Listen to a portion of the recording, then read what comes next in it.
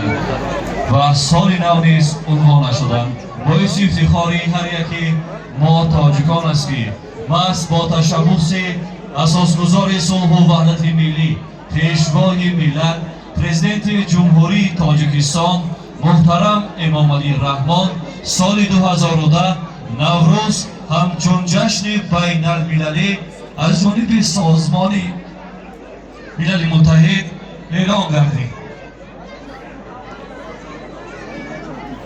حاضرین ارجمند، میهمانان عزتمند، بار دیگر همه شما را به جشن نوروز خجسته مبارکباد گفته برای شما در روزگارتان سعادت، برکت و فیض و نصرت را تمنا می‌نمایم. بگذار که هر روز شما نوروز باشد، نوروزتان فیروز باشد. و حاضرین ارجمند، در این روز شادی، در این لحظه های خرسندی، بهر تبریکات هر یک ما و شما بهترین هنرمندان و ناحیه نورآباد و تنتنه جشن نوروز آمدند و حالا باشد برنامه تئاتر خواندگی بخش فرهنگ مقامات اجرایی حاکمیت دولتی ناحیه نورآباد را با اشتراک هنرمندان سرشناس کشور پیشنهاد شما می‌نماییم. مرحمت پذیرا باشید.